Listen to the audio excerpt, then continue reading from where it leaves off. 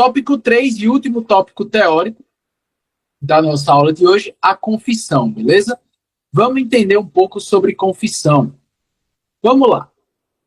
Pessoal, esse é o nosso último tópico teórico da aula de hoje. Logo após terminar a confissão, a gente já vai fazer as nossas questões. Lembrando aí que nossa aula sempre deve ter 1 hora, no máximo 1h20, 1h30 ali, porque de fato é um tempo que eu me forço a entregar o máximo de informações precisas para vocês em pouco tempo. Tudo bem? Então, confissão. O que é a confissão? Confissão é você assumir a autoria de um fato, alguma circunstância que aconteceu, uma circunstância delitiva, um crime. É você assumir o cometimento daquilo. Bem, antigamente, e até vou destacar isso aqui para vocês, era visto que o que acontecia? Existia o sistema de prova tarifada. Prova tarifada. Antigamente, era isso daqui que era vigente dentro do Código do Processo Penal, dentro do ambiente processual penal. Hoje você tem alguns resquícios disso, em alguns casos específicos. Mas a prova tarifada, ela estabelecia cada prova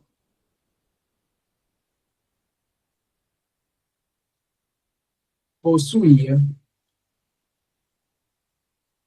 valor per si ou inato. Bem? Cada prova possuía um valor per si, tá bom? Um valor inato, um valor próprio à sua condição, valor por si mesmo, tudo bem? Isso é valor per si. Todavia, na verdade, portanto, em razão disso, cada prova, pessoal, umas valiam mais que outras. Umas valiam mais que outras. Portanto, a confissão, muitas vezes a confissão, ela era considerada a rainha das provas. Então, nesse sistema aqui, você não incomumente tratava a confissão como a rainha das provas. Só que se liga aí. E se o sujeito mente? E se o sujeito assume o crime por outra pessoa? E se o sujeito está apaixonado por uma mulher e por ela ele assume o crime? Galera, desde que o mundo é mundo, o humano sabe mentir. O humano trabalha com a mentira. Então, a confissão, se você em um sistema de prova tarifada trata a confissão como a rainha das provas, ou fala que a prova testemunhal tem mais valor que a confissão, ou que o interrogatório tem mais valor que uma confissão, ou que a confissão tem mais valor que o interrogatório, ou que tem mais valor que a prova testemunhal, e por aí vai. Você está admitindo que não podem existir erros, imprecisões, mentiras, enganações, falsidades. Tudo isso existe. Então, hoje, o juiz, ele segue o sistema que eu já expliquei para vocês, e aqui eu vou pedir licença a essa página, justamente para explicar, o nosso sistema do livre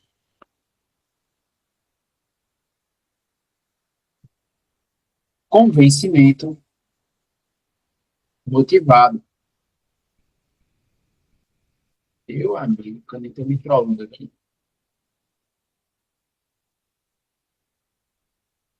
Motivado. Tá certo? O que é o livre convencimento motivado? Ele é livre para decidir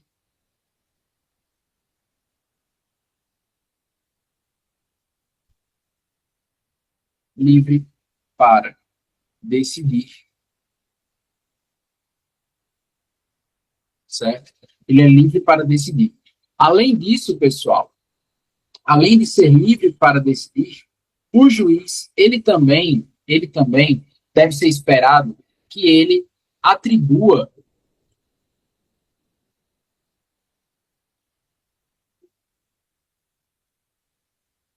Opa, acho que deu um erro aqui, pessoal.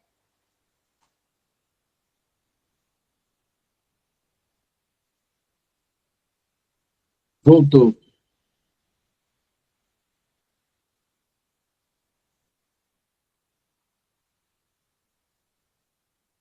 voltou, mas cagaram o meu esquema aqui. Cagaram o meu esquema aqui. Galera, preste atenção.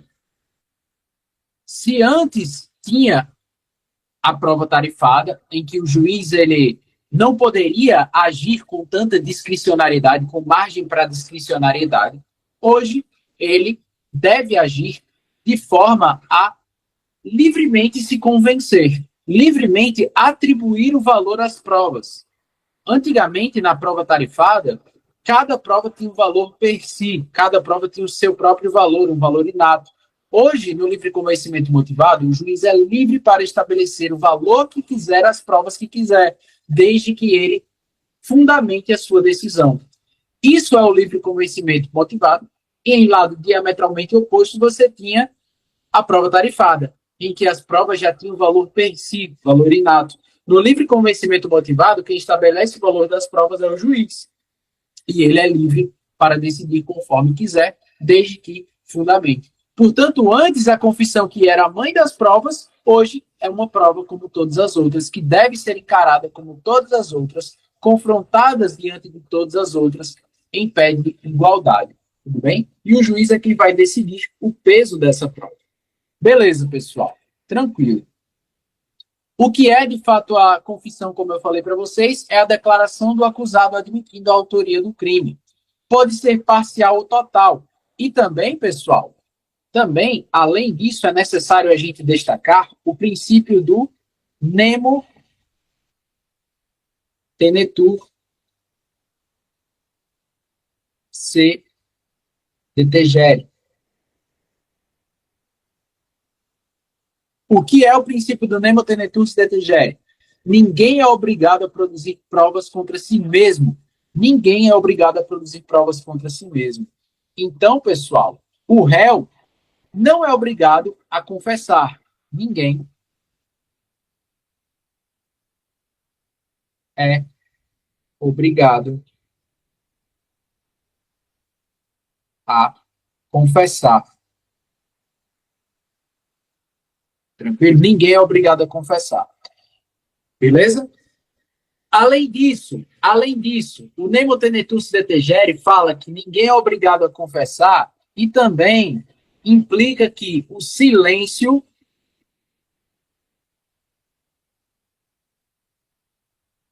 não pode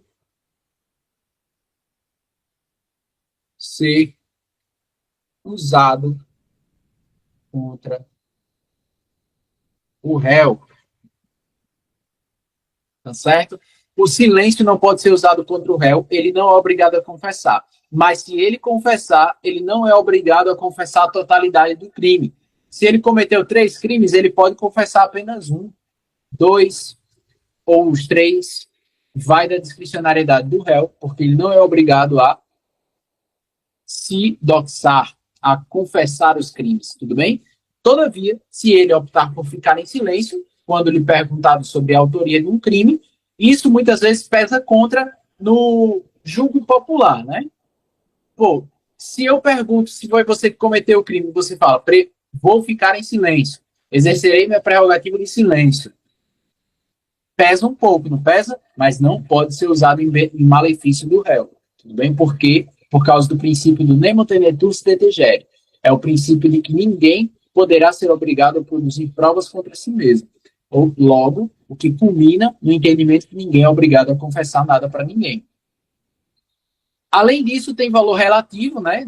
Não vivemos na prova tarifada, cada prova deve ser confrontada com as outras provas. Não pode ser obtida mediante tortura ou coação, que é que eu já puxo a ideia para vocês que isso seria uma prova ilícita, devendo ser desentranhada do processo, podendo ser retratada a qualquer momento. Ou seja, você pode se arrepender a qualquer momento da tua confissão e retirar a confissão do processo. Além disso, se a sua confissão foi utilizada no processo, você deve fazer jus à atenuante. A tua pena deve ser atenuada, de acordo com o artigo 65, inciso 3, a linha